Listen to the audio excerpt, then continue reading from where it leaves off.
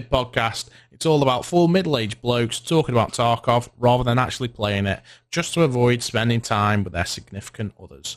My name's not a Scouser. I'm a part-time Twitch streamer, full-time Taylor Swift supporter, and I've been asked to do this little intro to episode 4 because I'm so close to all the other hosts, though clearly not close enough to be asked to be the 5th host.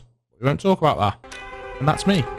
Last thing I want to say is... You're listening to the Unheard podcast.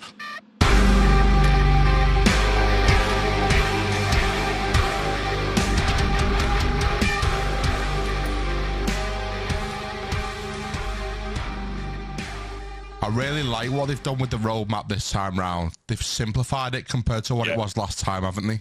Yeah, the old ones were a bit manic, weren't they? Oh, they were mental. When you actually look at the roadmap, and I know Gray mentioned about, you know, what have they actually stuck to on the roadmap, they've actually stuck to a lot of it. Oh, they have. They have. It's just taken time, and sometimes the roadmaps have run over and stuff like that. And I think one of the issues is that they haven't vocalised and gone, look, we are still working to the roadmap. However, X, Y, and Z has happened, blah, blah, blah. So this is going to get pushed back. Here's an updated roadmap. The only thing that they pushed back from the old roadmap was the merge to Unity. Yeah, because they're moving it straight to 2022 because they've got an entire dev team just rebuilding the game because the reason that they said that they were bumping up per Unity was that it was easier to fix issues than going straight from, what was it, Unity 2018 that they were on to 2022. Yeah. Like, it caused, like, no end of issues because so much of the engine was so different in the 4 different updates or 3 different updates that it would cause no end of problems going straight and, like, jumping, like, 3 generations, which makes sense. It does make sense. It's like, I guess it's the equivalent of, like, what I really want to do, because I've got a classic Mini, right? What I really want to do is I want to take the fucking wonderful, and I'm saying this as sarcastically as possible, wonderful piece of British engineering, as in the piece of shit that's underneath my bonnet that fucking breaks all the time, and put a more modern engine in it. However, that then runs into a load of other issues because, like, my car is so old it doesn't have an ECU. So I would have to get one and wire it in and learn how to do that. I'd have to stabilise the chassis, blah, blah, blah, blah, blah, blah, blah, blah, blah. So it kind of makes sense. So what are they running at the moment? Is it Unity 2018? It might be 2019 now. I'm not 100% sure which version they're on now. A lot's happened since 2019 though, mate. It has, yeah. The 24 has started streaming since then. That's true, actually, mate. That's very true. Very true. I think a lot of us started streaming since then. Yeah. Even when you look at the roadmap, though, the Unity was always coloured as being in progress. They never said it was being implemented. It was always in progress. What was that, the move to 2022? 2021. Yeah, 21. 21. Yeah, this is like the second wipe of the year, isn't it? The summer wipe, even. Yeah. So what came with that? Streets of Tarkov expansion, second iteration. Caban was added.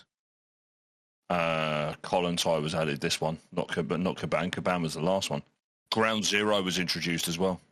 Yeah, it was, yeah. Was that introduced in December? It was, wasn't it? Yeah. We've only just got Ground Zero, right? Yeah, because it was the first time in a long time that I felt the way that I felt when I first started playing Tarkov. Yeah. Because I started playing it on day one. So I had no fucking clue what was going on with the map because there wasn't a map.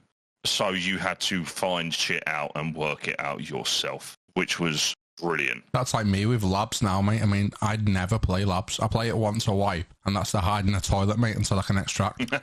I don't even manage one raid a wipe. I'm normally pushed into it by someone. I should go to the labs for a laugh. Yeah, go on then. I've never myself decided to go there. The only time I usually play labs is if I get to the guide or I have to go and get that stim or the hard drive out of Sanitar's fucking janitor's closet. Yeah. The little crackhead hiding in a little fucking corner with a floor cleaner. Imagine being that hated by a terror group that they stuff you into a cleaning closet. Like, and that is a company that have committed war crimes in the law, right? And they're like, no, you're too fucking dodgy, mate. You take your little method fucking self and go and fuck yourself off into that janitor's closet. See you later. To be honest, he deserves it after casting spells on me. Oh, Mate, killing me with nothing. fucking clip was He so deserves funny. it. You should have just shouted Expelliarmus, mate. It would have been fine. Yeah, I would. I like at least I could accept what had just happened to me. I'd know it's a spell then. Yeah. Yeah, so I'll do that, and then I will play a bit of free labs at the end of White, but not enough to learn how to play it. Like, I need to learn how to play it, because honestly, the PvP on labs is a lot of fun when you know the map. Whereas if I'm ever duoing with, I don't know, like Soms, who plays a lot of labs, and he's like, oh, let's go labs, and I'm like, I'm just going to be a burden, because I ain't got a fucking clue what those callouts are. Like, I know where cat is, I know where server is, Harkin, office, and that's about it. And dark offices, that's about the only call-outs that I can give you. It's all the call-outs that are, like, very obvious. Like cats. You're not missing cats. No. But it's like red, and I'm like, I don't even know where red is from where I am. I could be stood next to it, and I'm like, I ain't got a clue. Yeah, I'm the same. No idea. So looking at that roadmap, I mean, let's just look at what they originally came out with. So loadout presets, they did. Randomized loot container spawns, they did. Selecting a body part to heal, they did. Toggling headlights, they did. Helmet lights, broken. Absolutely broken, by the way. They are so funny to use, because you are obviously, because all of the PMCs are the same size, you are in direct eye line when you're running around factory at night time with a torch on your head and no one can see. It's fucking brilliant fun. Selling all player scav equipment to fence, they did. Sidearm quick swap, they did that. I remember that. Updated trading UI. Did they do? Yeah, they did that. New quality of life features. Vague. Very vague. Second iteration of streets. New equipment and armor. A bunch of guns. Caban. Yeah. Weapon standing hideout. Quest rebalance. AI behavior improvements. Various technical and functional adjustments. They did all that in the first one. Yeah, they did, yeah. Then it wiped in August, and then they come out with preset magazine ammo loading. They did that. Recoil rework, they did that because everyone fucking got the poo out. Armor customization, that came in. Vaulting, blind fire, weapon bipods mounting, that didn't come in, did it? No, that's coming in this one. Back. BTR and Streets came in. Lightkeeper services came in. Streets of Tarkov expansion, third iteration. Did we get the third iteration? Yes, because there's a new martyrdom this wipe. Is that the cultist one? Yeah. So there was the one in factory, and now there's one on the other side of the map. They've kind of extended that other side of the map a little bit, because a lot of it was just kind of like closed off buildings that you couldn't get into and stuff like that. Yeah. It's where the rustic key spawn is. That kind of area. Like the mall. Yeah. And then we had left shoulder shooting, which came in. A bunch of other guns, which probably came in. A new boss, the magician, as I call him. The one who can magically fucking stop your guns from shooting. We talk about that a second. What do you think of that AoE effect? I think it's dog shit, mate. If it triggered when you get hit by him, I would accept it. That's 100% what I said. Yeah, I totally agree. It's a really good idea, because the idea is that he's hit your gun with his button. Yeah. But I think what they need to do is they need to make him more like Tagilla, in the sense that he is very aggressive on melee, and they need to put him in like a Thor armor or like a Zabralo or something, or give him the riot shield that he's supposed to have at some point, and have that riot shield unlootable for PMCs and just like class 6, and then he pushes you, and if he hits you, your gun will jam. They need to make him into an absolute tank, don't they? Yeah, so he gets to the point where he can get to you. Because they had him in the Hunt tournament, right? Where you had the different bosses spawn. So you had Sturman was spawning at Big Red, because he was all on custom. Sturman was spawning at Big Red.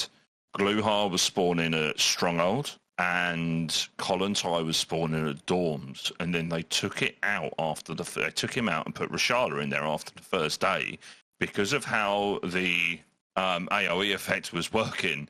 It was jamming people's guns 3 floors above or below him. So it was broken. He could be on the top. He could be on the top floor of 3 stories. You'd walk into 3-story dorms and you can't jam. Yeah, it was just very broken at the moment, I would say, and it's fucking annoying as well. It is annoying. It is like a Houdini magic trick, mate. It's like, I don't want you to kill me. I'm just going to disable your weapon and then beat you with this giant stick. Him and Sanatar, they're together, just cooking up spells together somewhere. And then they put a load of stuff about balancing changes again, which I think came to the game, and AI behavior improvements. So the old roadmap was good. It was very detailed compared to what we've got now, but there's only a couple of things there that they haven't delivered on, but they're bringing it into the August patch, right? So the things that didn't make it in, they gave reasons as to why it wasn't. And for me, that's completely acceptable. Yeah. Oh, entirely. Playing devil's advocate, right?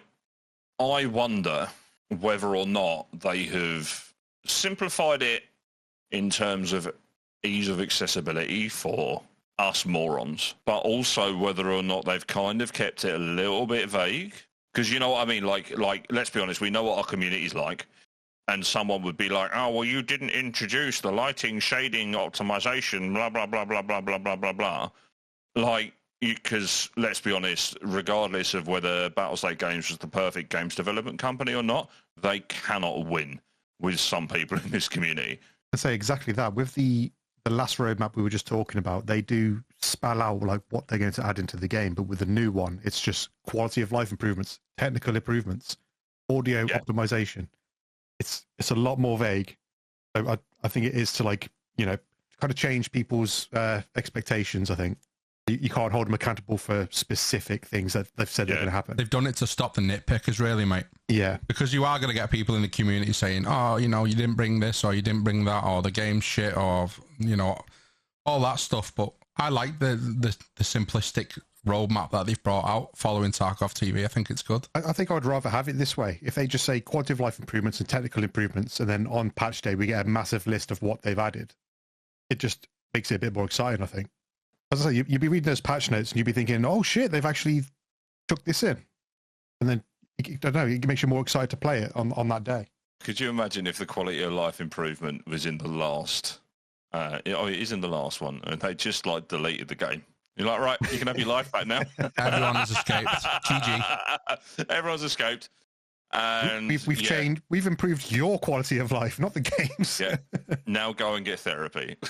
So has everyone tuned in and listened to Tarkov TV? Yeah. I have indeed. What did we think of it then? M60 go burr. That's I thought it was good. I thought it was informative, but it wasn't any different to any other Tarkov TV, right? No, I don't think it was. You still had the maker being incredibly bad at the game. And you still had, Nikita not realising that his microphone was on mute. Yeah, and him sat in that big chair just looking like an absolute boss. What was with the sunglasses, though? Man, I don't know about you, but I really just want to go for a beer with him, Could you imagine going out on the piss with Nikita? I think that'd be fucking hilarious. Anything but vodka. I ain't drinking that. Beers. Beers for the boys. Beers for the boys. So I watched Tarkov TV on Friday, but I was kind of like hit and miss because putting the baby to bed and things like that. It came at a really shit time for me with it being 5 p.m. But I watched it and then I sat on Saturday morning and broke it down. So I broke it down into a number of topics: marketing events, arena patch, PvE, Unity 22, armor, balancing changes, new quest line, August patch, and then I just put miscellaneous. So do you want to just start from the top? Yeah, man. I mean, I pretty much did the same thing. Being marginally hungover on Saturday morning, I sat down and watched it and broke it all down because I put a video out about it. So I kind of broke it all down and kind of really streamlined it because obviously an awful lot of people aren't going to have the time or be able to or want to sit down and watch a 2-hour VOD, right? Yeah. Battlestate Games said that they're going to be on PC Gaming Show on June 9th. They said that they're going to show something special. Not too sure what that is. They also said that they're going to have presence at TwitchCon Europe and San Diego this year. They're sponsoring TwitchCon. They are, yeah. They chucked a lot of money at last time as well, didn't they? Yeah, they really, really did. Rilo did a really good video on kind of breaking down a rough idea of how much those cons that they did last year cost. It's a lot of money. Yeah, I can imagine. Like even with like the events they did afterwards, that's a lot of money. So Dan, you've done an event with Battlestate Games, right? Yeah. So what was that like? That was very, very exciting. It was such a good weekend. Spent the weekend at Insomnia to promote a Tarkov Arena. It's basically just getting people from the public to come and play the game, and then throughout the day we would have tournaments. So I think Battlestate Games being at these marketing events, that's only good for the game, right? It's going to get it noticed by a lot more people, and I think it's a really good move for Battlestate Games. What do you guys think?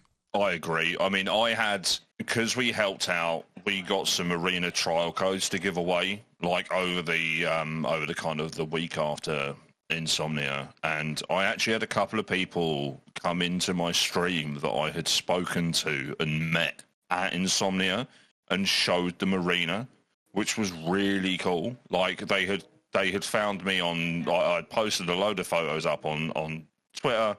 They found me through that, and it was wicked because they came in and were like, "Oh, it was so much fun! Like I've actually bought a copy of the game, but I want to get a code for my homie so he can try it out." Like, it was really, really good, and I would love to see if there was any way that we could find out if there was like a significant number increase after Insomnia. One thing I would have liked that they would have done differently, like with these events, it's all very arena focused. But with these changes that are coming up, like throughout this year, they're going to be integrating it with the main game, aren't they? But there's no talk about it on these stands. There's no way you can go and like jump on a PC and play a bit of the base game. It's all just very hidden away. Well, hopefully that changes when they go to Europe and San Diego, right? I hope so. If it's like a couple of PCs just tucked in the corner saying like, if you like Arena, then you've got this base game that comes like part of the package that you can play. I think they need to do it with the terms of like integration with the two games. Yeah, it definitely makes sense with the kind of integration of the two games. But the way that I've kind of always looked at Arena, rightly or wrongly, is that it's kind of the gateway drug to then get people into main game Tarkov because it's more appealing to the general public. I mean, look at the biggest FPS games out there, right? Call of Duty 5v5 competitive. Counter-Strike 5v5 competitive, Rainbow Six Siege competitive. So it's going to be that, oh, I'm going to check out this new comp game.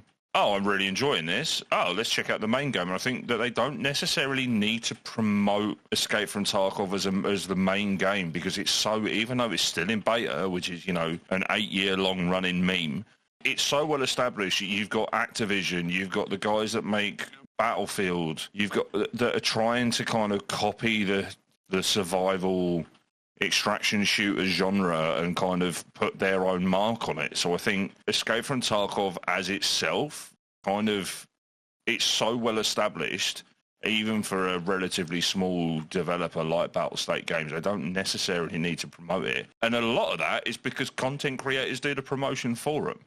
Yeah, I wasn't thinking of it as like having its own separate stand, just give it a presence on like an arena stand. Oh, no, for sure. No, I totally see what you mean. I do totally see what you mean. Because there was a lot of people when we were in Insomnia that had never heard of Tarkov. It would have been nice just to give them that perspective of both games. And maybe some trial keys for the main game, right? Yeah. Just something. Yeah, that would make sense. One interesting thing that Nikita started Tarkov TV with was saying that the original design and approach for Arena was not about esports, and that the main reason it was designed was to be part of Escape from Tarkov universe, and it is part of the Escape from Tarkov game. Now, since the release of Escape from Tarkov Arena, I've seen a lot of comments over on Twitter saying how Escape from Tarkov Arena is not esports ready, but he said that it's not initially planned to be esports. He did, but then why did they host an esports tournament at DreamHack last year? You know what I mean? Like, it's either going to be an esports game or it's not. And saying it's not an esports game is all well and good. But then hosting an esports tournament and hosting several esports tournaments and then the one at DreamHack where you had pro teams playing is a little bit counterproductive, right? I think that must have been a marketing tool from Battlestate Games just to get that audience of competitive players into the game. Oh, for sure. For sure, but then I think it was more the fact that they had a load of pro teams playing it makes it look more like an esports game than Battle State games necessarily intended. It's more of a matter of perspective from my point of view, and from a lot of people's point of view. It's like, oh, well, they've got pro teams, so therefore it's going to be an esports game, right? Did the whole esports thing come from like an assumption from the community? All you've got to look at is this DreamHack marketing premier thing of Arena. You had players who were, it was pretty much like a CS major, right? You had all players wearing the same shirts, and it was kind of pushed that this is a 5v5 competitive game type. And from looking from the outside in, it kind of felt like a competitive esports game, or it certainly looked like a competitive esports game. But in the sense that if you had just switched it on, not knowing what it was, you would think it's an esports game. 100%.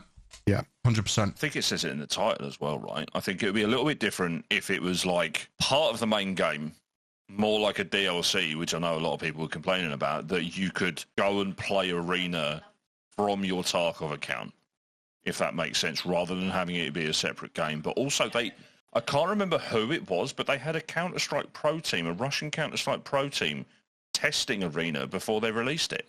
They showed footage of it. I can't remember who it was. That was BSG, I swear. Yeah, no, well, yeah, BSG had it, but they put out footage of a Russian pro Counter-Strike team playing Arena and testing it before they released it, yeah.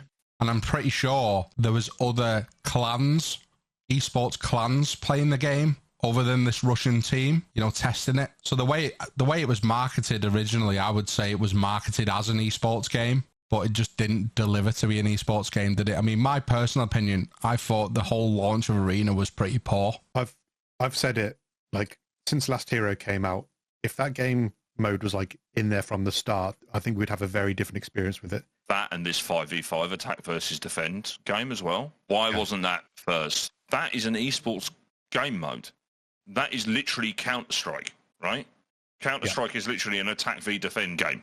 And I think if they had released that first, it would be completely different. The reaction would have been huge. And Last Hero is brilliant. I think if they had waited to release Arena until they had these other game modes in, it would have come across so much better. Are you saying Last Hero is not esports ready?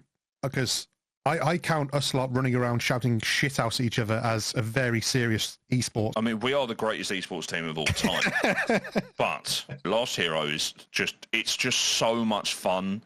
Like, just for a piss about with the boys, or I want to warm up before Tarkov, I'm going to play some Last Hero. I'm just going to go and fight people. And like from the community aspect, and Daniel will get this 100% from the community aspect, like getting a load of people in to play it is just massive. It's just so much fun. Like, yeah, let's all go and run around and chop shot with bolt action rifles. I'll say you've probably seen this. You've probably seen this like when you're modding in my channel, but the difference in people asking to play EFT with me and people asking if there's space in Last Hero, it's night and day, isn't it? Oh, it's huge. It's hugely different because you don't have to give up like 3 or 4 hours of your time. You can go, oh yeah, fuck it, I'll go on and play one. Yeah, they see a couple. They see us playing, having a laugh, and they're like, "Is there space? Can I hop in? Can I come play?" I'm like, "Yeah, fucking get in." I think Arena for me is a great tool to practice PvP. Agreed. What I kind of like to do now before I actually play main game is play a little bit of Arena before I get into it to warm up. Like, PvP's never been like my strong point on EFT. Like, I'll happily admit that, but when I'm playing Last Hero, you'll see me like up in the top 3. Defending KFC, mate. Defend the chicken shop. Defend the chicken shop. So just going on to tab 1 on this 2024 roadmap. First patch is coming June 2024. And it looks like Escape from Tarkov and Escape from Tarkov Arena are going to be integrated. With the integration, if I play like X amount of games of Last Hero, does that mean I can extract that money into my main game? So from what I saw, there's going to be the new trader, Ref. He is going to have a currency that you can get from Arena, earning, I assume, through winning games or doing daily challenges or whatever else. And you are going to be able to buy loot crates from him that you can then craft in your hideout in main game, and they will give you stuff. but Ref is also going to be in main game, and he will be buying stuff with GP coins. It's funny how Ref looks like Grey as well, isn't it? He does. His spin image. Literally the same person. They are the same person. It's so funny. So we've got Grey's farm on Shoreline, and now we've got Grey actually in the game. And all I want is a fucking streamer item. Grey's now an in-game character. Like, what is going on? We've made it, boys. We're like a few episodes into the podcast, and Grey's already skyrocketed into BSG's back pocket. Pick up the invoices. Become law. Up the invoices. So in June, that integration's going to land, and that obviously comes with the new trader called Ref, and there'll be an option to buy items from a trader, transfer earned money, GP coins, and new crates to the main game. So it looks like GP coins now are going to have some value in the game. Yeah, which is nice, because they kind of just do nothing other than some barter trades. Well, if I get a GP coin, mate, it gets sold to therapists straight away. Yeah, 30,000 rubles, easy claps. And what they've said is all GP trades that are current in the market at the moment have been moved to Ref. So if you can do a barter for a couple of GP coins, all that now in the June patch is going to get moved to Ref, which is good. It tidies things up, doesn't it? Yeah, definitely. They showed some of the trade barters for Ref.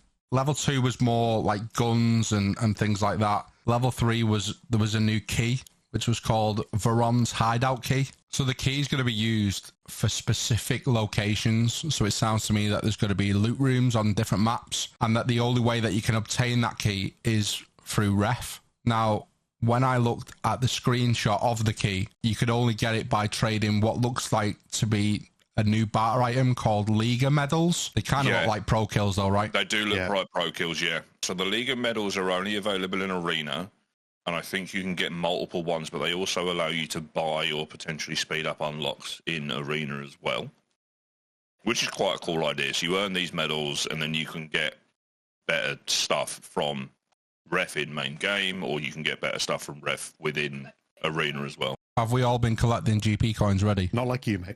Not as many as you, but I have got some. I went absolute ham on the flea market and filled the scav junk box ready. So I can't wait to spend 20 of them on a P90 and lose it straight away in raid. But it's fun, it's new, it's exciting. I'm looking forward to it. I think finally having that integration between Arena and Escape from Tarkov is going to be exciting, fun, and I think it's going to change the game. There's going to be a new quest line for Ref, allowing you to earn GP coins and other items. I think having that new trader with new Arena-specific quests kind of makes me want to play Arena more. I think it's going to make the community play Arena more, which is good. I'm literally looking at this now. There are currently 19,000 people watching Escape from Tarkov and 5.2 million followers of the game. Arena, so 2,000 people are watching, is 33k followers. So I'm hoping that this is going to allow the game to grow and develop and move forward, because it's so much fun.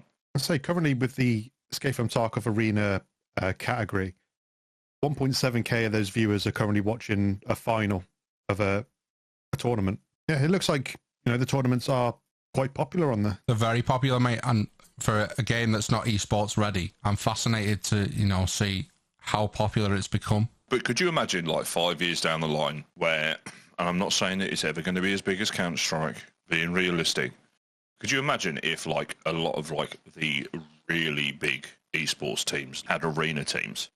Like, how good would that be for Tarkov as a whole? Oh, the game will blow up, mate, straight away.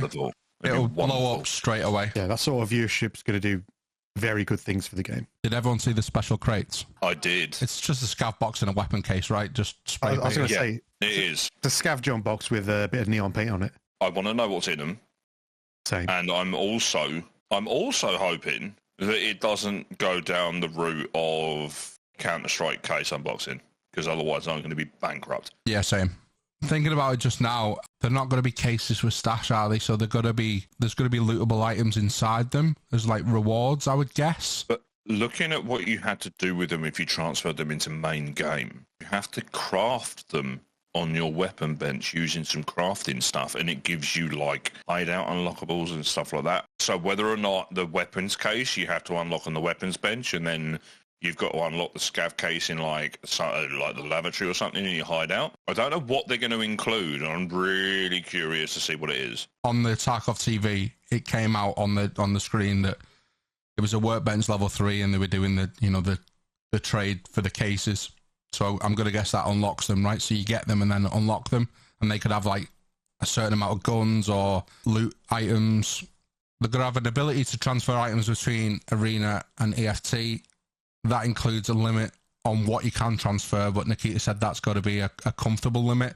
I think that's more on rubles, right? So you can earn rubles by playing Arena and then transport them into the main game. Yeah, the concern with that is how is that going to affect the main game market if people are just smashing money over into their main accounts, you know? Well, the main game market is going to be fucked, isn't it? Because they also announced that the no founding raid is staying. Yeah. Yeah, it was very confirmed. interesting. They said that and the inertia changes are staying. Speaking about inertia, when you look at like old clips of Tarkov, it doesn't even look like the same game anymore. Like the speed of how you're playing on old clips is totally different. They were the good times, mate. That was the golden era, I would say. The golden era of Escape from Tarkov. No inertia. It was just great. It was very good. The guns that had no recoil, no inertia. It was the best time for PvP fighting. They also showed the new secure container, which is something in between Gamma and Kappa. You can obtain it through the new trader Ref by completing this quest line for Arena. So it looks to me like there's going to be a main quest line through Ref by only playing Arena. It's a 2x2, and then because it's a 10-slot case, which means you can't put a surf kit in it. You can't put a surf kit in an alpha case, mate. That's a very good point. So it's going to be like buy Unheard edition for a surf kit slot. I don't know what I feel about that case, honestly. I think I would just stick to Gamma. I'm still going to grind for it, though, because it's Arena, isn't it? It's one of the things I'm going to be doing. When wipe comes, mate, I'm not going to be concentrating on getting Kappa. I'm going to be playing Arena and having a more relaxed approach to wipe now. I think if you prefer to use CMSs, that's probably a good quest line to follow. But if you prefer surf kits, then yeah, there's not much point. But it's good. It's good to have something new. I imagine the grind won't be as difficult as Kappa. You never know. It's battle state games. Yeah. They don't make things easy. Win 50 games of ranked in a row. It's the final task. It wouldn't surprise me. I would like to see what I have to do first before I commit to getting it. But if you're enjoying Arena at the moment... Oh, I am. Is that case something that you're going to grind for? I'm enjoying Arena for different reasons, though. I imagine ranked is going to play a big part of these tasks. I'm just playing unranked last hero because that is what I love. Would it make you get into ranked game modes? If I could build a squad from, playing these games, maybe. All right, so we make the Unheard podcast squad, mate. I think so. I think that may be the play. After the integration patch, 1 week or so later, there will be another patch. You'll be able to transfer crates with daily loot, given as a reward, and you need a certain workbench, which we touched on about in the hideout to unlock the crates. There's a new game mode for Arena called Bomb Game Mode, and it'll be a 5v5. Yeah, it's going to be an attack versus defend mode with alternating sides. I am all for that, by the way. Same. Yeah, I'm all for that. And I might actually be able to persuade the wife to play it. 100%. She can join our team, mate. She wasn't happy about the initial launch, was she? But do you think these changes might sway her? Potentially. Yeah, she really didn't like it because of the barrier for entry was way too high for something that is supposed to be a competitive game. There's no tutorial. There's no time for me to explain X, Y, and Z. So, yeah, I'd honestly love to be able to persuade her to talk about it kind of in more depth from a person that doesn't play Tarkov and like her like proper opinions on it, and just talk to her about it and see, like, because she had a really interesting perspective from someone that doesn't play Tarkov. So I bought her a copy of Arena because I thought she would really enjoy it, and like, she's my wife. I want to play games and hang out with her. So if I could persuade her to play Tarkov and play Arena, and then potentially have a slightly more competitive edge if I ever enter an Arena tournament, perfect. Because she is so good at FPS games, and it's, like the whole leveling up to get different gear sets was one of the issues that she had, like the fact that there was no kind of introduction on how to do X, Y, and Z, because it's very much like main game Tarkov in the sense of it's like, off you go, learn how to play the game. And as I said earlier, if this is supposed to be the gateway drug into the Tarkov universe, which I think it's I think that's a fairly valid assumption to make of what the game is kind of pitched at to an extent. It's going to be it needs to be a little more hand-holdy for people that have never played Tarkov before, because like we all know the mechanics, right? We know what the meds do, we know what X, Y, and Z does. Why is there not that for the people that they want coming into the game and experiencing it for the first time? What Battlestate Games are doing at the moment, they're releasing these tutorial-type videos now on YouTube, aren't they, as part of the main game release? You can kind of base it around them, really. I mean, if you watch them, you're going to get an understanding of what the meds do, so that if you go into arena, you know what to use if you get a heavy bleed, a light bleed, a break in an arm, or a break in a limb. Wasn't Ground Zero's pitch just kind of like a tutorial map? It was, yeah, it was. It doesn't feel that way at all. I think in terms of like an introductory, not necessarily tutorial map, but as an introductory map, it's fairly accurate as what your experience for Tarkov's going to be, right? Yeah, yeah. Because it is still a fucking hard map, especially when you don't know where you're going. I feel like especially last wipe when they introduced it, the fact that no one knew what they were doing to start with, I think that was brilliant. I think it's a really accurate representation of what Tarkov is. I remember the first time I played it, it was with Nonny, and that kind of like grass, like garden area by the car extract. Yeah. It's always like full of scavs. We used to just call it the gauntlet, because every time we ran across there, you would just get fired from every angle, from every scav on the map. But it was a great call out that we came up with. If you're running there, you're like, all right, running the gauntlet, and you know exactly where they are, because you can just hear the shots going off immediately as soon as they start running. Dan, what do you think about that 5v5 game mode, mate? I'm looking forward to it. It's the first game that we're going to see with like a proper objective rather than just killing each other. It sounds like a whole lot of fun.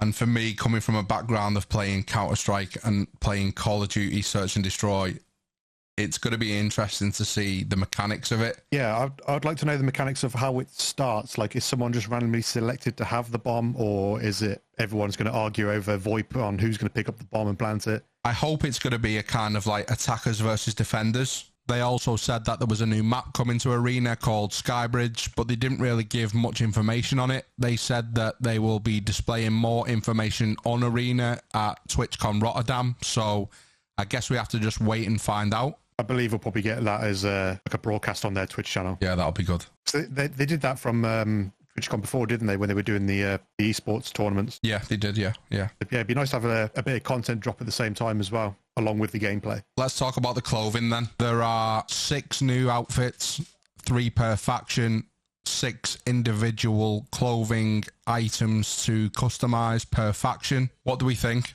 I really like the t-shirt. I really like the guy with the t-shirt. The Vector one. Yeah. The other 2. And I posted a fucking tweet about this the other day. And I said, when I saw that screenshot of the guy with the fucking polo shirt and like the work trousers, I was like, what in the... I've had such a bad week in the office, I became a mercenary, is this? And it literally looks like a really fucking angry golfer. Like, it's hilarious. I kind of want to run it just because it looks so weird. It's gone from like private military contractors to full-time golfers, mate. It looks like a fucking bloke that's just gone postal in his fucking office. Someone's took the last fucking parking spot at Sainsbury's when he's doing the big shop, and this guy stood there with a Glock on his waist and his polo shirt. The trousers for that one are called USEC Practical, and they're the least practical of all of the new options. Yeah. Where's the pockets? They Nothing. are not practical trousers, lads. They are not practical trousers. They're not. They look like the chinos that I wear to work when I can't be asked to wear a suit. I am a huge fan of the long-sleeved polo. The USEC Troubleshooter. I am a huge fan of the USEC Troubleshooter. I think the USEC Troubleshooter and the USEC Practical would be a better match. Looks a lot more formal. It is the smart casual, isn't it? Yeah. The smart casual look. You know, when you got to go into labs, you got to wear the smart casual drip for when you're going into labs. It's office environment, mate. Come on. You can't be turning up wearing fucking anything. I like them. I think they're all cool. They're all unique. You know, some people are going to like some more than others. But when I seen that middle one, the Vector t-shirt, I thought, that's actually pretty cool. I do like it. I am definitely going to be doing the smart casual. It's happening. So if you was new to the game and starting with USEC, what would be your desired choice of outfit? I'm taking the USEC Troubleshooter, which is the long sleeve polo. I'm going to pair them with the USEC Practical. I don't need all those pockets. See, I think I'll go for the specialist and the practical. Like, just kind of for the smart casual meme, just because it's funny, but I do really like the Vector t-shirt. I'm not a fan of the outdoor tactical trousers, though. What about you, Sal? What are you wearing? I would probably go for the troubleshooter as the top and then the outdoor tactical as the bottom. That would be my mix and match. I really like that top. So moving on to the Burrs, in my personal opinion, are the shittest of the clothing lines that were brought out. What does everyone think about the clothing for the Burr faction? Many shades of beige or green. When are they going to have an in-game tie item so I can wear the white collar shirt? Or with the practical trousers. With the practical trousers and then just, quote, falling down quotes over VoIP with a shotgun. Give me a briefcase. Let me carry a briefcase about. Like, I'm just on my way to work and then suddenly a wall's kicked off. So, similar to the USEC faction, what would be your choice of outfit for Burr? There's just no winning option here. I think I would probably just go with the bare white collar with the bare rifleman. Like that exact outfit that they've shown there. It's a proper dad outfit, that, isn't it? Yeah. It is the smart casual dad outfit. He's finished work and he's got his kid's birthday party to go to, so he's just taking the tie off. Like, done. What would be your choice of clothing, Sneaks? Absolute tan, man. I'd go Gladiator and Wastelander. What does everyone think about the Centurion pants? Not a fan. They look like high vis. You know what I mean? With the yellow knee pads, it looks like it's a construction worker. It's just Sparky. He's off to go and fix the panels in factory, isn't he? I think if you combine the Centurion pants with the white collar shirt, you look like a joiner. Yeah, you fucking do. Yeah. I think Burr has had the worst cop of the outfits, though. They are really have. absolute ugly. You know what it is? The bare white collar with the bare rifleman trousers. That's a site manager. He's got his Zoom meeting, so he's put a shirt on, but he's also got to go and help the work experience lad out who can't pick up plasterboard, so he's got his knee pads on. They are atrocious. It's a good job. I will never, ever go Burr on Escape from Tarkov. So we've talked about the June patch. We've discussed the new trader that's coming into the game and the integration with Escape from Tarkov Arena. We've discussed the clothing line that's also coming in. So I want to move on now, lads, and talk a little bit about PvE and some of the changes that Nikita's said they're going to make. BSG said that they're aware that players are experiencing issues with PvE, especially in, matchmaking. They also said that 70% of players are playing single-player PvE, and that technical changes are coming soon to give the player ease to play on single-player mode, and it's going to be improved matching for PvE single-player. Squad games, they said, is going to take a little bit of time to optimize. But the way that they're going to sort the single-player PvE is that they're going to have it client-side rather than on servers. So it should be pretty much similar to offline raids, which is a massive win in my opinion because, huge. You're waiting like 7-8 minutes to get into a PvE raid and it's very... you spend more time in looking at loading screens rather than playing the game at the moment. They've also said that PvE wipes are coming. Not that everyone's going to get a hard wipe, but there's going to be an option for you to wipe the character. That's good in a sense, but for me, I don't think wipes are needed for PvE. I think it's good to have the option there for those that feel they've done everything and they want to experience it again. I think you have to give the players the option. So if you get Kappa, you can reset your account and start all over again, you mean? Yeah, exactly that. I think it gives the opportunity for players to do something different as well. So, if someone's got Kappa or they've got to max traders and they want to do, I'll try out a hardcore challenge or something like that. Or you could end up having people that are doing because I don't think it would ever be kind of feasible to happen in terms of main game.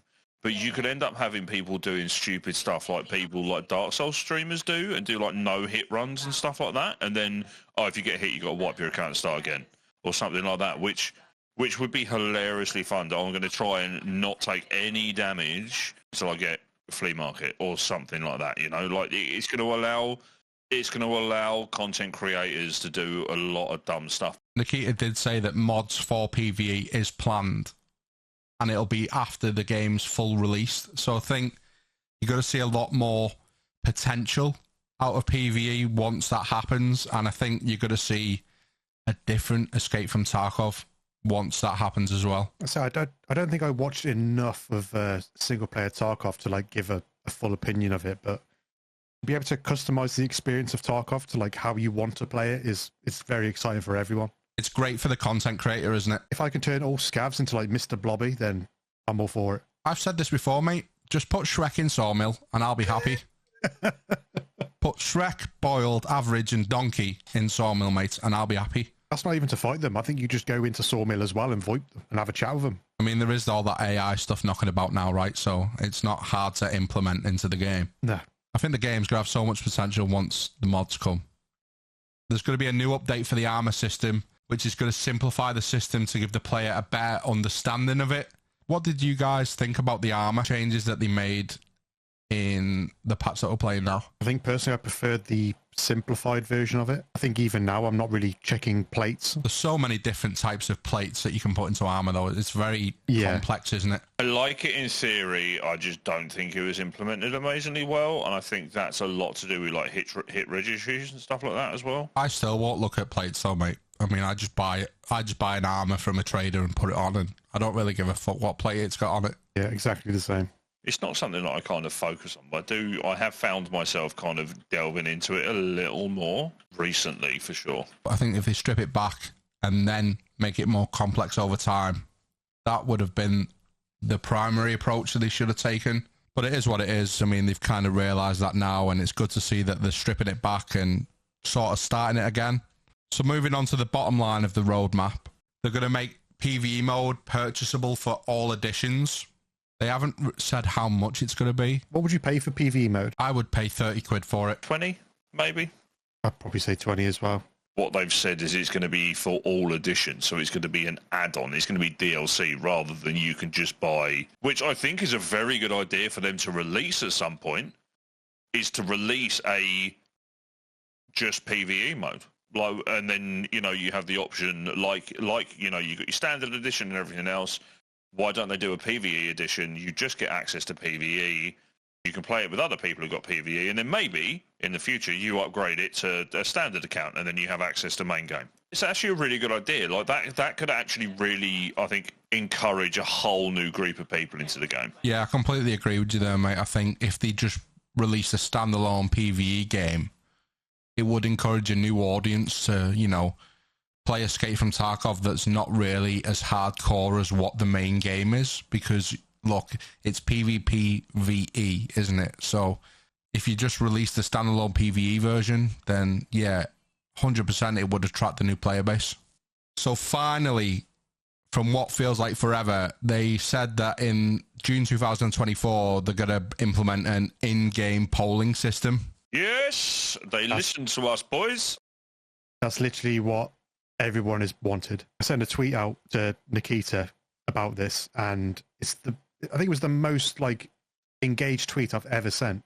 All I said was just, it has to be in game. You can't just focus on Escape from Tarkov players that have Twitter. It's a bad move. I'm just happy that they've finally listened to the community, mate, and you know, it's something that people have been shouting their opinion about for a long time. So what it's going to look like in game, we don't know, but I'm just happy that it's finally going to be there. Moving over to the July 2024 Tarkov Arena patch, they said that they're going to bring the new map Skybridge. They're also going to bring the 5 versus 5 attack defense mode game that we discussed earlier. And they also said that there's going to be some quality of life improvements for Escape from Tarkov Arena, but we don't know what they look like at the moment. Moving then over to the August 2024 main game patch, Nikita confirmed that this will be when the game wipes. He hasn't given us a date on the wipe, but let's be honest, they never do. So Nikita started by showing us, you know, some of the things that are coming in August, and he started by showing us some new hideout locations. So one looks like an utter shithole. It's the mucky golf corner of the hideout. Yeah, the mucky golf corner, yeah. That's where we're hanging out. And then the other was a cultist mark circle. Oh, I was talking about the cultist mark circle, not the grotty. I thought you were talking about the cultist mark circle. I imagine the shithole is probably what it looks like as default, and then we've got things in there to level up and make it look tidier, like we do the current hideout. Yeah, I think that'll be like low level. Yeah, what those things are going to be, though, I can't really give an answer from the screenshot. I mean, there's a couple of armchairs in there. We could host a podcast in there, I reckon. Yeah, I'm down. I don't know if this is the case, but I've got the screenshots open now, and I'm flicking between them. They kind of look like the same room. So there's one of the shit tip, and then you look at the one of the the marked circle. One of the bookcases has stayed in the room, apparently. Oh yeah, it could be just this is what it looks like to start with. It'd be quite interesting if, like, with Lightkeeper, you had access to, because he's like cult based, right? Whether or not you had some kind of ability to kind of craft stuff that's cult related, because I know that you can get these like icons that allow you to not be attacked by the cult, or it's going to give you potentially like extra missions or something, or something. I'm intrigued as to what it's going to be, and like how it's going to kind of impact the game. So after they showed us the 2 pictures of the new hideout areas, they revealed a third area that had 3 mannequins in it.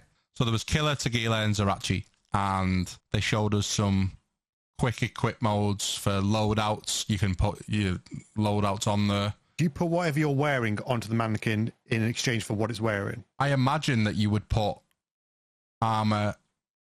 You would put your armor, you would put your rig, your helmet, your ears, all on the mannequin. I believe in the clip, the person was like, they already had a loadout. They went to the mannequin and it swapped. Yeah, I think it's going to be like the weapons rack. So you've got like you've got items stored there that are like storable kits. You could put like big armor on there and stuff like that, and like have kits ready to go that you usually run with your preset loadout of weapons, and then you just go down and swap it over, so you can kind of store extra kit on those mannequins and not have it in your actual stash. Yeah, I think it looks cool. It looks like something Tony Stark would implement, doesn't it?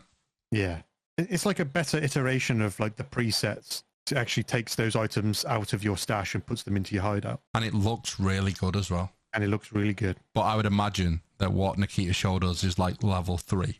Yeah. This is what we could have. Yeah. So there was a lot of new guns. The Uzi Pro, the IMI Uzi, the M60, the SR3M, the AS Valve Vintorez, and the Desert Eagle sneaks. I want you to describe what you think the Uzi is going to sound like. There you go. So there's a bunch of new guns coming. I know what I'm going to sound like when I hear an M60 kicking off in Raid. I'm looking forward to the Mr. Sneaks M60 leg meta. Mate, the only thing that will take you away from the Kedda is going to be that M60. I know it. Or the Uzi. Uzi looks fun, but Nikita has also said that they're going to put an MP40 in the game at some point. I can't wait. I cannot wait. MP40 and Mosin, World War II cosplay for an entire wipe. Say less. They finally added the bipod mechanic and shooting positions. Now, they showed us a video of that, didn't they? They did, yeah. And that looks... It looks very cool. I won't use it personally, but there will be people out there who will use it. As a sniper and as an enthusiast of the DVL, because I try to essentially be the Sheen version of Ontorius at all times when I'm playing Tarkov, I can't wait, because it's actually going to make sense me buying a gun with a bipod on it that I never use. Like when I built a DVL today and just didn't put the bipod in it, I was like, it's pointless. Yeah. Literally, it's just an extra thing. Like, nah, it's all right. But now I actually get to use that, and like, it's going to be so nice to use with quests. If you can put one on for like an M1A, which is a fucking heavy gun, or like an SVD or something. Or an M60. Or an M60. Or a Kedda, for that matter. Just let me put one on a Kedda, and I'll just set up down Glass Hallway on Factory, just hitting people to death. But it's going to make quests like doing Test Drive a lot more fun, because you're not going, oh, for fuck's sake, I just tried to take a shot on that PMC and I've run out of arm stamina. For fuck's sake, a PMC's just run past and I've got no arm stamina because the M1A apparently weighs a metric ton. Yeah. I say you can also rest guns on vertical walls, can't you? You can, mate, yeah. So they've implemented, or they're implementing, weapon placement on the side of walls. I wonder whether or not you're going to have to press a button to do that. Yeah, you will have to mount. Yeah, and this is going to end up leading to me getting one of those MMORPG mice, because I'm going to need so many fucking buttons on the side of my mouse to do shit in this game. It's ridiculous. I'm just glad it's finally coming. Like when we looked at the roadmap earlier and that was in, and it wasn't obviously implemented. I'm just glad that finally now we're going to see the bipod mechanic and the change in the shooting positions. It is going to be very fun, though, running up on a player that's sniping with the bipod out. Them hear you running, and then have them fiddling about in an animation with them trying to fold the bipod down as I'm running at them with an AK-47. Like, come here, you fuck. Nikita mentioned that they're going to rework Factory. Did anyone pick up on that? I did, Yeah, they're rebuilding it completely. So what he said was they're going to rework Factory based on the original Factory location, but he said it'll be different. So I don't know how that's going to look. Has anyone played the original Factory? Yes, mate. Yeah. So I haven't. Before its expansion, yeah. So yeah. Oh, I've played it pre-expansion. I thought this was like an iteration of it like a long time ago. No, so old Factory. Factory. It was it the first map that they put in the game? Yes, it was. So yeah, it's the oldest map, and all they did was because it was Factory then Customs, right? I think it was. Yeah. All they did was just add a bit onto it, and I like the new area, but I loved old Factory. So they expanded it and added Tagilla, didn't they? They did, mate. Yeah. But Nikita said that the old factory is going to stay, so I'm not too sure how that's going to work. Which is factory old and new, I guess. You can just load it to different lobbies, I guess. Yeah, it'll be interesting to see that, yeah. I think they're just going to spruce it up, aren't they? Because they said it's outdated. They said it's, it's not as beautiful looking as every other map on the game, is it? No. Yeah, when I'm running around there, I don't really think about the graphics because I'm too busy fucking trying to not get shot by KS-23. Yeah. But if you do look round it, you can tell that it's older than the other maps and it hasn't really had a rework other than the new bit. Like, if you go into the old area, into the new area, you can tell that the graphics change to an extent. Like, the textures are a little bit different. They're a little nicer in the new area, I'm really looking forward to it. First ever raid I did in Tarkov was in Old Factory. Oh, was it? Yeah, nearly had a heart attack. Because I went in at night time because I didn't realise that times on the maps meant anything. So I went in with a pistol and no torch. I went, oh my God, I'm blind. I cannot see. And then got murdered by a player and nearly died IRL because I was so fucking scared. Yeah, the way that it worked Factory now, mate, it's cost of living, isn't it? The lights go off at midnight. Yeah, 100%, mate. They don't have second shift anymore, right?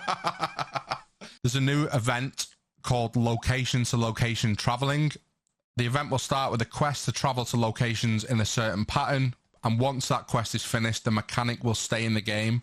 So it sounds like there's going to be a quest line, transfer from customs to, I don't know, shoreline, and then shoreline to reserve, and then whether they're going to do that without dying, well, I imagine it would be without dying, but they said that once that quest is finished, the mechanic will stay in the game. So do you think that you're going to have to do that quest first, and if you don't do that quest, then it's not going to be available to you? I think it's going to be a global event, and however many miles in game needs to be travelled or something like that. I don't see how it would work, mate. How much ammo and mags and meds are you going to need to take into the first raid to be able to do the location to location travelling? That's going to be the interesting thing, though, right? And there was a qualifier for a tournament that me and Venom EU played ages ago, and the qualifier is you had to run every map without dying and without going back into your inventory. You couldn't take anything out from when you started, and then you basically had to get through all of the maps, and in the time you did it and the amount of player kills and stuff that you got depended on whether you qualified. And yeah, you had to really think about it. But what I'm really keen to see is whether or not that is going to make the guide more difficult. And they say that the guide has to be completed, but the maps that you can travel from location to location, you have to travel to those without stopping. But what if it's like car extract, where one person extracts and then you get fucked off, you can't do it? I think it's going to be the maps that have got car extracts because it would make sense, and have them potentially in the same locations or in a different location. Or they have a number of car extracts, so you can either go from customs to shoreline or from customs to, I don't know, reserve, or it's going to be interesting. Yeah, I think it's going to be like the BTR kind of situation. So you pay and you can go, you get in and then you go, I want to go here. And you've got options in that map. How do you prepare for what's going to happen in that first location before you've even got to the second one? Is there going to be an option for you to get rid of some stuff? Like, if you've got some loot that you want to go straight to your hideout, can you by home, drop that off, and then go to the next location. It's one that I want to like just see for myself. Really hard to see how they're gonna play this one. Mortar strike events. Now, did everyone see the little animation that Nikita put up on Twitter? Gave me very fond memories of dropping a 500k on you on Helldivers. PTSD, mate. That's going to be fun, though.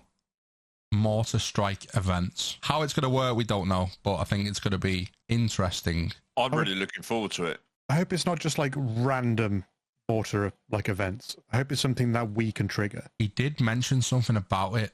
It would be timed events. Yeah, I imagine it's going to be random. Oh, it's going to be proper brutal. I'm hoping, though, that it's not going to be like random drops of mortars. They're going to be concentrated in like one area of the map.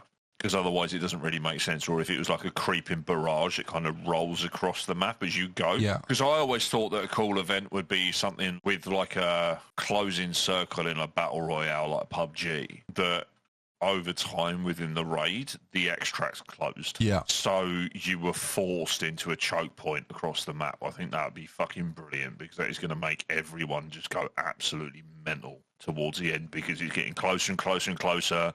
And everyone's got to go to like ZB11 on customs. So you've got players that are just running to that same point. It's just going to be carnage. It's going to be brilliant. It's going to be brutal, as I said before, mate. Very, very brutal. And talking about the brutality, we'll move on to the next point. Tripwires and landmines and having the ability to install them. AI can also install them. And that you can tripwire containers and dead bodies. And you also have the ability to disable them as well. What do you think? It's going to be the same as that, like the thing we talked about on Ground Zero, where you're lured in by the golden chain, and then you get blown up. People are going to be planting those traps everywhere. It's going to be interesting to see how you obtain the tripwires and landmines. Yeah, it's going to be really interesting to see how you grab hold of them items to put them down, and especially if AI can then install them as well. Fuck me. I imagine if you can disarm one, I can imagine you could probably pick it up and reuse it. You know who's going to have a field day with this? Who's that? Bankrat. Yes, he will. I can't wait. Like, it's going to be painful on the receiving end of it, right? Yeah. But on the complete opposite side of that coin, you get into a fight, Dan dies, you lay a trip mine on his body and sit there and wait for that player to come and loot him and then watch him explode as he presses the F button. Mate, can you imagine just spawning on shoreline at tunnel and thinking, right, fuck these. I'm going to plant a trip mine here and then fuck off into the raid. Or spawning at past a lighthouse and then just immediately putting one down and then just getting on with the raid and finding out on the survive screen that you've actually killed someone with it. I think with mate, it's going to be brilliant. I think with the claymores that they're talking about introducing, them, but they're going to be the claymores that are only triggerable in person, so you have to be within a certain amount of distance, which is also going to mean that extract camping is going to be hilariously funny. You imagine sitting at Emicom in a bush and watching Juicy McJuicer, who's just killed Killer and has got 17 graphics cards in his backpack, as he's running towards Emicom, he gets to the truck and then just falls over because you go click, click, and he explodes.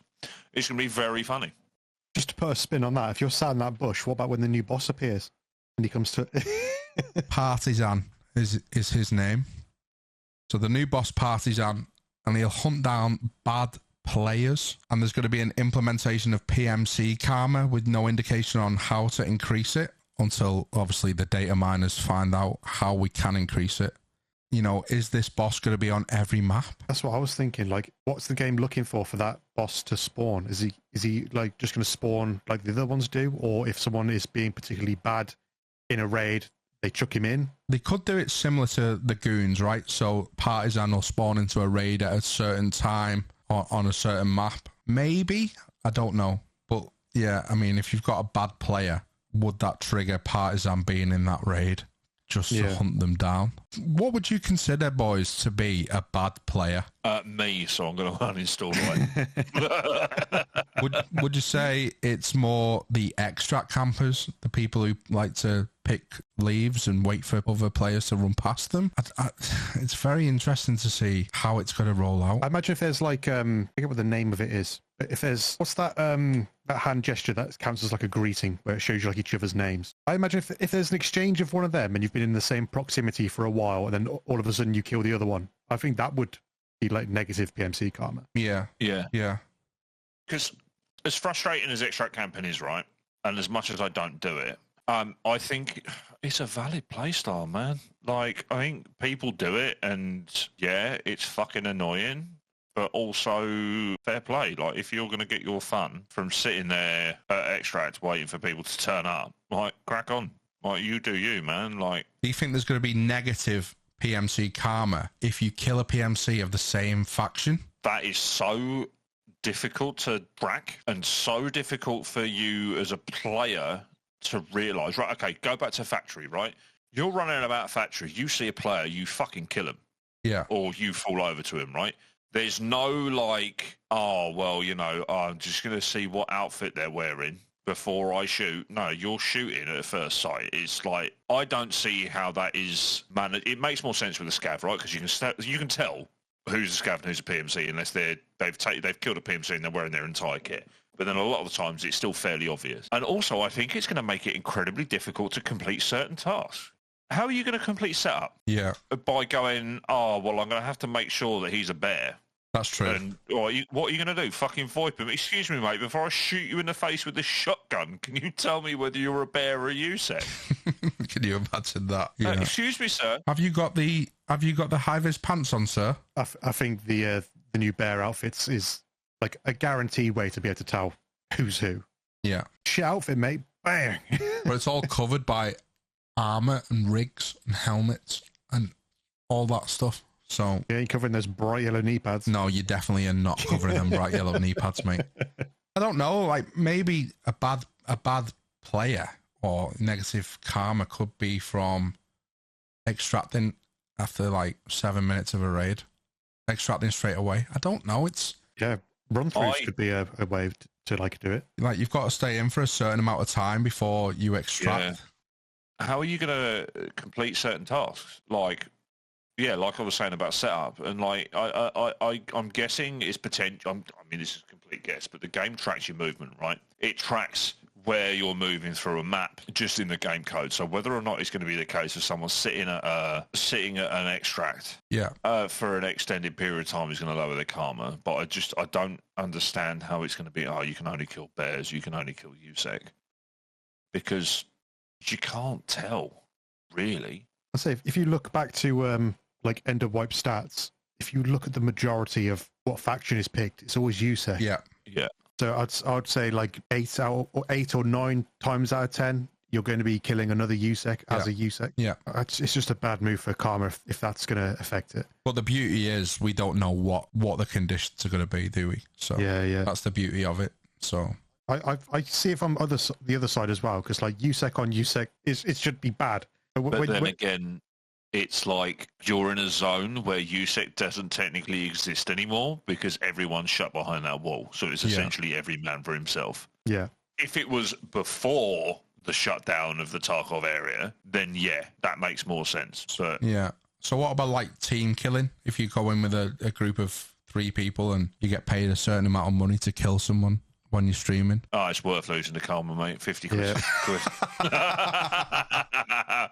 It's going to be interesting to see how they roll that one out, but I think they'll roll it out, people will moan, and then it'll get balanced. The reason that I suggested that you get negative karma from killing a PMC of the same faction was because they already have it in the game now with scavs, don't they? Scav on scav violence. Yeah. So I don't know. It'll be interesting to see what happens, but it's just speculation, isn't it, at the moment? I just think it's so much easier to tell if someone's a scav or not. It could be quite fun for an event if they told everyone like you can't kill people of the same faction, just to see the chaos involved. I'm pretty sure the data miners are going to tell us exactly what we need to do or don't need to do to increase or decrease the karma. So all the known data miners I know of on like Twitter, I've muted all of them. Yeah. I mean, I just don't want to know. I'd sooner figure it out myself. It ruins the fun. Yeah, it does. Yeah, it does. Ruins everything. We are hyped for the wipe. It's done. as you've listened to it. You've absorbed this podcast via osmosis. I hope you liked it. I hope you enjoyed the content. If you want to get involved, follow us on social media. If you want to get involved and have a bit of a rummage around in Dan's sack, send us some voice notes in, send us some questions.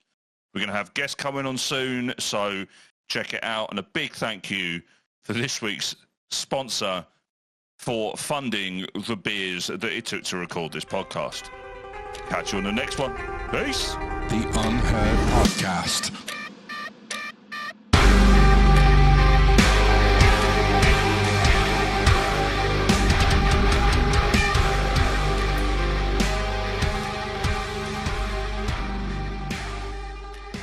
What are you on for your tea?